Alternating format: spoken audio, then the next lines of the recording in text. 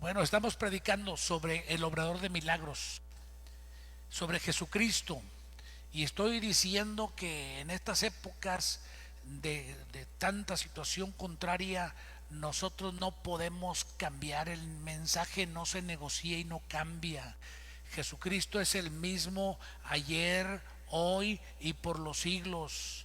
Él fue enfático cuando dijo: yo soy el camino, la verdad y la vida, y nadie viene al Padre si no es por mí. En este mundo inclusivo, incluyente, donde la gente se siente discriminada, las religiones se pueden sentir discriminadas, pues lo siento mucho, Jesucristo no cabe en ninguna religión. Es más, en sus tiempos, ¿por qué crees que lo crucificaron? ¿Por qué crees que siempre andaban buscando la forma de difamarlo, de hacerle daño, de quemarlo socialmente, de destruirlo en lo, ¿cómo se llama? En la credibilidad, de destruir su credibilidad, su aceptación.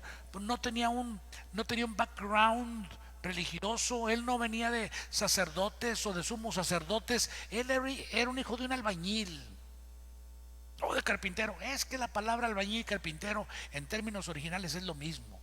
José era un carpintero, un albañil, hombre. Sería contratista, sería ingeniero, no sé, pero él se dedicaba a la construcción. Chas, ya le regalé una perlita cultural, ahí investiguen luego. Entonces, en ese particular, no venía de una casta alta tampoco, nació entre los más amolados. Pues a lo mejor entonces no era ingeniero, era albañil, de esos de baja talla, de esos que dedican a hacer casitas ticuruches, como aquellos que hacen casas de adobe en las rancherías, o hacen casas de adobe por allá en el desierto del Sahara o otros desiertos, ¿verdad?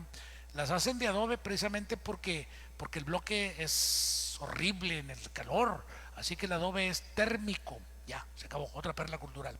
Entonces, en ese particular, Jesús viene de un trasfondo muy bajo. Pero ahí está el detalle, ahí está la grandeza. Jesucristo no es natural de José. José se porta como un hombre cuando toma a aquella mujer, la acepta con su carguita, gracias al Espíritu Santo que fue y le dio su jalón de orejas, y luego se porta bien, lo desarrolla al Hijo de Dios. Pero total, eso no es el punto. El punto es que Jesús dice: yo soy el camino. El camino no es un camino de tantos. Como les decía, los religiosos se sienten tal vez discriminados cuando Jesús dice el camino. No es que hay muchos caminos que nos llevan al cielo. Disculpe, hay procedimientos y protocolos para cada cosa, y o se hace como es el protocolo o las cosas salen mal. Y si para las cosas naturales tenemos procesos que realizar y caminos que seguir, directrices para ciertas cosas, parámetros, sí, que son cosas naturales, se imagina para la cuestión de la eternidad, de la redención del alma eterna. Pues definitivo, Dios no es tonto y no podía dejar la deriva a las cosas como se le vaya ocurriendo a cualquier inspirado por ahí. No hagan esto, váyanse con agua de Jamaica, o tállense con, no sé, o métanse en un baño de los que usan para desinfectar vacas, o a ver qué inventan, o no tomen café, o no tomen coca, o sí tomen esto, o sí tomen aquello, o comen esto. O sea, hay religiones que tienen cierta reputación de bondad en cuanto a las comidas y bebidas y en las cuestiones del cuerpo, pero nada tienen que ver con las cuestiones eternas. Y el Evangelio es el poder de Dios para salvación, y no lo trajo cualquiera. El máximo representante del cielo después del Padre, es decir, el Hijo de Dios, Yeshua HaMashiach, o sea, Jesús el Mesías, el Verbo de Dios que se encarnó, que habitó entre nosotros. Él viene a ser el que trae el mensaje y la redención. Entonces Él se convierte en el camino, en el camino. Entonces, a veces algunos lo usamos de trampolín para decir a la gente: el que te salva soy yo, métete aquí conmigo y ya eres salvo. No, no, no, esos son vividores y mentirosos. Jesucristo es el camino, y tú no necesitas de nadie, nomás con que le recibas de corazón y aprendas a vivir en sus parámetros. La salvación viene de Él, punto. Entonces, los demás que sientan discriminados, pues ni modo. Pero fíjate qué interesante que este camino es un camino que no solo está trazado, pero mora en ti. O sea, ese camino llega a vivir dentro de ti. Pues Isaías capítulo 35 dice: porque habrá calzada y camino, se ha llamado camino de santidad. No pasará inmundo por él. Cualquiera que pase por ahí, por torpe que sea, no se extraviará. Otra cosa que dice versículo 35, no me acuerdo qué, búsquele, de Isaías, dice: él mismo habitará en ellos. Entonces no puede ser un camino literal, es figurativo. Más bien está hablando de alguien que puede morar en. Y Jesucristo dice: todo aquel que viene a mí, ¿sí? Yo moraré en él. Punto.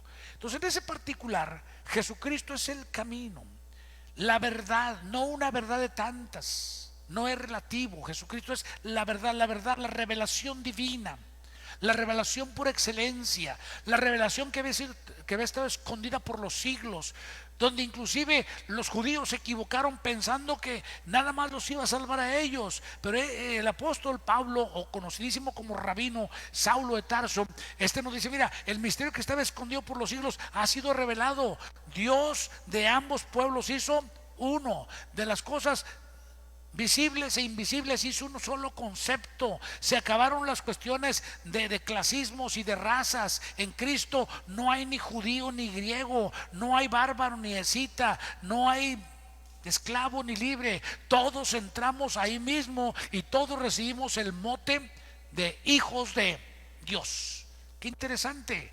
Entonces empieza un proceso de transformación de la mentalidad, obvio, del corazón, si me permites también, para cambiar nuestra forma de pensar, de hablar, de vivir, para que entonces podamos configurarnos y llegar a ser hijos e hijas de Dios, no solo en el dicho, no solo en el papel legal, no solo en lo que está escrito aquí en las Sagradas Escrituras, sino en la praxis diaria. Todavía yo le digo a la gente que sirvo, yo tengo una anécdota, ¿verdad? Pero no lo voy a narrar porque se tardan las anécdotas. Pero les digo, yo nomás tengo un alma, mi alma, un alma necia, difícil, bronca. Tengo que controlarla todos los días y a cada ratito y a cada segundo, porque si no, esta alma agarra monte. Entonces tengo que traerla aquí al temor de Dios. Mis pensamientos, tengo un cerebro tan bendito Dios que me lo dio, que tengo que traerlo siempre aquí, porque tiene que estar sometido a los pensamientos de Cristo. Punto. No puedo dejar lo que piense, lo que quiera, que diga lo que quiera mi boca, que sienta lo que quiera mi corazón, que agarre monte para hacer. No puedo, porque yo estoy al servicio del Señor. Punto. Seguramente de repente nos equivocamos o nos desbocamos, pero tenemos que volver a invocarnos, a meternos en cuadratura, en el temor de Dios. Entonces, en ese particular está la revelación, la verdad suprema. Jesucristo es la verdad suprema. Sí, han habido inspirados, que los Dalaís y que los otros y que y quién sabe cuántos hombres santos y santones y meditadores y meditabundos y de todo en el mundo ha habido, y por eso han creado religiones, porque hay una expresión en México que dice que cada quien con su religión se salva o su oración se salva. No, hijito, si eso funcionara, de tonto venía a morir Cristo aquí a la tierra. Pues ya cada quien oraba y cada quien le hacía su ingenio. Sabes que las pirámides de Tutankamón y otros monos en Egipto son más antiguas inclusive que el mismo pueblo de Israel, mucho más antiguas que la encarnación del Verbo. Me atrevo a decirte que las pirámides en mi país, en México, donde yo vivo, son también más viejas que la misma encarnación del Verbo. Ya había culto al sol, había culto a la luna, había culto a las Pléyades, ya la gente le daba culto a los astros, a las manifestaciones geofísicas y naturales, como el rayo, como la lluvia, como los vientos, todo eso. Los griegos ya tenían dioses para todo, tan inteligentotes que eran, y vivían adorando las cosas y los elementos. Fíjate, no se les ocurrió a los bárbaros decir: oye, si adoramos a las cosas y a los planetas, vamos a adorar al que los creó mejor. ¿Dónde era el que los creó? Ahí llegó el apóstol Pablo, el que le decía hace rato, vivo como él solo, y pum, les lanzó un sermón llamado al Dios desconocido. Ese Dios que ustedes adoran sin conocerle, ese Dios es el creador del cielo y la tierra. Ese Dios, sí les dio una tunda a los epicúreos, a los estoicos. ¿Por qué? Porque ellos adoraban lo que se ve, lo palpable, lo de lo sensorial. Pero así hay mucha gente hoy, muy llenos de títulos, con tantas universidades y de Yale, de cuántos lugares, ¿verdad? Pero al fin de cuentas, en lo espiritual, neófitos, andan adorando piedras, pensando que las piedras tienen más dignidad y capacidad de acercarse a Dios. Chiquitos, nosotros somos con mucho una expresión de Dios, dije hace rato. Somos seres eternos que vivimos en cuerpos temporales. ¿Cómo podemos pensar que Dios quiera platicar con una piedra en lugar de platicar con nosotros? Está escrito: tal así lo hizo el Padre, que Él envió al Verbo a este mundo para salvar al mundo, no para condenar al mundo, porque Él tenía planes, proyectos para con nosotros. Y también dice que a través de Jesucristo nos hizo sentar en lugares celestiales juntamente con Jesucristo. Nos sentó y nos hizo reinar, también lo dice el apóstol Pablo precisamente. Entonces, Él es el obrador de milagros, camino, verdad y la vida. La vida, no existencia, no supervivencia, vida, alegre, feliz. No ese estoicismo de vida donde la gente camina bajo una vida de sufrimiento, de tristeza, y piensan que es un apostolado vivir tristes y deprimidos, porque al fin pecadores. Les tengo buenas noticias: Jesucristo, el Hijo de Dios, murió para que nosotros tuviésemos vida y vida en abundancia. Él es el obrador de milagros, y el milagro más grande es la reconciliación que hace para con nosotros, digo, entre nosotros y el Padre Celestial. No, el Padre no está buscando cómo destruirte, cómo hacerte daño, cómo humillarte. Él dice: yo me he propuesto hacerles bien. Hay una propuesta de bien, no es una propuesta de mal. Y esa propuesta se cristalizó cuando vino el Verbo a este mundo hace casi 2000 años, cuando se encarnó y vimos su gloria como el unigénito. Algunos ya me están tijereteando diciendo: casi 2000 años, estamos en 2021, pastor. Sí, hijitos, pero yo tengo, como dijo un señor de aquí de México, yo tengo otra información, tengo otros datos, y los datos míos dicen que el calendario gregoriano, hijo del calendario juliano, fue creado alterando los tiempos del nacimiento de Jesucristo. O sea, se recorrió y entonces estamos ciertamente alterados. Pero bueno, esa es otra historia y otra clase. Como quiera, investiguenlo, es una buena perla cultural para los que les gusta investigar y no siempre quedar con el mote de ignorantes. ¿Okay? Entonces es muy importante que veamos cómo Jesucristo hace casi 2000 años viene, se encarna y lo habita entre nosotros. Vemos su gloria como el unigénito del Padre, y habita y finalmente muere.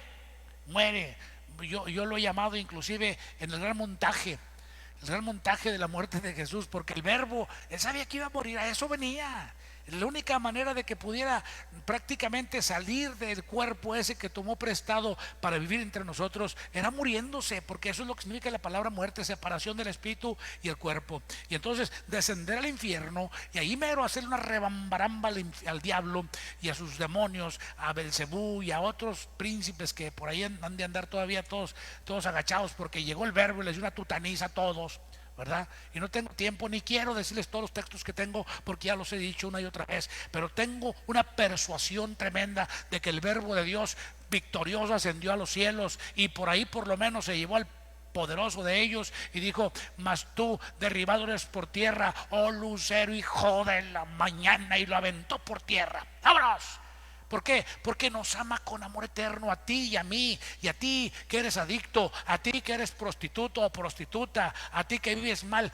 No tienes que vivir sangrándote, ni cortándote las venas, ni sintiéndote miserable. Esa situación la tienes porque no estás en el camino, porque no has recibido la verdad, ni tienes la vida de Cristo en ti.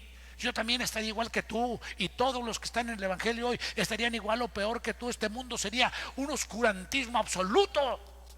Amargados, resentidos, traumados, llenos de odio y de violencia, maldiciendo y siendo maldecidos, golpeando y siendo golpeados, humillando y siendo humillados. Pero bendito sea Dios, que el pueblo que andaba en tinieblas le resplandeció una gran luz. Vino el Hijo de Dios entre nosotros, y deja tú que vino, Él vino a salvarnos, dijo el... Bueno, se registra en el Evangelio de Lucas capítulo 19, lo dijo Jesús, no lo dijo otro. El Hijo de Dios dijo, porque el Hijo del Hombre vino a buscar y a salvar lo que se había perdido, lo que teníamos perdido y que nos traía perdidos, lo que teníamos perdido y que no nos permitía levantar los ojos al cielo, lo que teníamos perdido y no nos permitía levantar la cara, sentirnos dignos, aceptados, llamados, y nos sentíamos condenados, indignos e insuficientes. Lo que teníamos perdido, Cristo vino a restaurárnoslo. Por eso, todo hombre o mujer que recibe a Jesús, la primera cosa que se le entrega es: ahora eres hijo de Dios. Porque antes eras hijo de quién. Pues quién sabe de quién eras hijo, de la tostada, de la guayaba o del diablo, o quién sabe de quién te dirían que eras hijo, ¿verdad? Pero Cristo y la palabra, el Evangelio, las buenas nuevas te dicen: ahora recibes la potestad de ser hecho hijo de Dios. Y es el proceso en el que yo estoy formando hijos de Dios, hijas de Dios, en pensamiento, en sentimiento, en emociones y en hechos. Así de sencillo. Pero tienes que entender que eso es lo que hace el Señor. Te empieza a romper esas conexiones a la maldad, y esa potestad que los demonios tienen sobre ti, la tienen porque vives en pecado, porque estás desconectado de la luz, porque estás desconectado de tu Padre Celestial, porque vives pensando que Él te odia con odio jarocho y que te quiere hacer daño y que te quiere enfermar. Es más, la cultura religiosa te enseña eso, porque a los religiosos les conviene tener una sociedad sometida, intimidada, haciéndoles sentir que no son nadie, que los menos buenos son los religiosos, con aguas largas o sin aguas largas, como sean, con trajes caros o de mezclilla, como quiera que sean. Usted dirá: ¿y usted entonces qué, no es un religioso? Pues procuro no serlo. ¿Por qué cree que hablo como hablo y predico como predico? Y usted me trata cotidianamente, así soy, ¿verdad? Simple, acá en México le dicen campechano, ¿verdad? Entonces es importante que usted entienda, les conviene, porque entonces te venden sus aceites milagrosos, sus trapos milagrosos, te venden sus eventos milagrosos, te venden sus oraciones milagrosas, y como la gente indigna paga por la salvación lo que sea, y por un ratito de paz, pues les dan hasta la casa y les dan lo que sea. Eso pasaba en los tiempos de Jesús, si la gente no ha cambiado mucho. Y viene Jesús y les anuncia la palabra y los reconcilia con Dios, y la gente como que batallaba para creer tal grandeza, y los religiosos se escandalizaron porque sintieron que no podía ser verdad, para empezar, y dos, pues que era mucho atrevimiento del verbo. Más aparte, ¿qué les quedaba a ellos? Como me dijo a mí uno, que hace mucho tiempo, uno que yo enseñaba en aquel tiempo, le enseñaba y me dijo: ¿y entonces usted qué va a hacer? O sea, si entonces yo, o sea, mi chamba es capacitarte y desarrollar de ti un hombre, una mujer de Dios, para que llegues a valerte por ti mismo. ¿Qué gano con sacarte de las adicciones si te hago adicto a mí? ¿Qué ganaste tú? Pues nada. Haz de cuenta que, como dicen por ahí, te saco de una jaula y te meto en otra. Eso le pasa a muchos que están en casas de rescate, entre comillas religiosas, evangélicas, muchas de ellas, porque los hacen dependientes de las casas de rescate. Oh, ya empecé yo, pero hasta ahí llego, para que no se me vayan a echar encima, ¿verdad? Pero es cierto, o sea, por eso salen y de vuelta caen, y salen y de vuelta caen, y salen, porque les hace falta el poder de Dios, hombre. Si cuando yo soy un predicador, de allá vengo y todavía lo practico, el evangelio que tiene el poder de arrancarlos de la potestad del alcoholismo, de las drogas, y de un solo trancazo, de un solo arponazo, los trae a las tinieblas, los hace conscientes, les da la dignidad, la autoestima sube, les quita la condenación y la culpabilidad, porque ahora son hijos de Dios. Les quita el pecado y el poder del pecado, que ya no tiene el diablo, ya no te domina, no te gobierna, no te mete malos sentimientos, ni malos pensamientos, ni sentimientos de indignidad ni de inferioridad, y no andas enojado con medio mundo queriendo demostrarles que tú sí vales, aunque sea a golpes y a gritos. ¿Por qué? No necesitas eso, puesto que tú ya tienes la bendición de saberte hijo o hija de Dios. ¿Qué ole? Entonces Jesucristo, cuando muere en ti, empieza a operar milagros. El primer milagro, fíjate qué milagro tan grande, es la salvación. El segundo milagro, la transformación. Tercer milagro, la inserción. Te hace parte de tu familia, parte de tu pueblo, parte de tu gente, y se benefician del bien que te sucedió a ti.